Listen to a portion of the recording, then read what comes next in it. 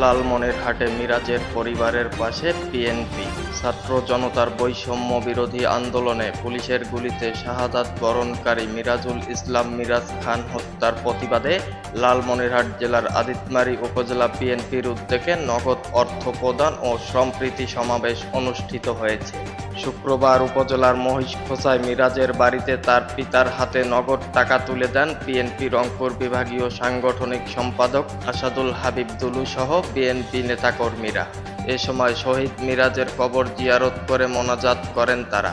সম্প্রতি সমাবেশে প্রধান অতিথি বিএনপি রংপুর বিভাগীয় সাংগঠনিক সম্পাদক ও জেলা বিএনপির সভাপতি আসাদুল হাবিব দুলু সহ আদিতমারী উপজেলার বিএনপি আহ্বায়ক আমিনুল ইসলাম, সদস্য সচিব সালেহ উদ্দিন প্রমাণিক, মহিষখোসা ইউনিয়ন যুবদলের সভাপতি ওহেদুজ্জামান ও অন্যান্য নেতাকর্মীরা উক্ত অনুষ্ঠানে বক্তব্য দেন। Update time online desk, Lalmonirhat.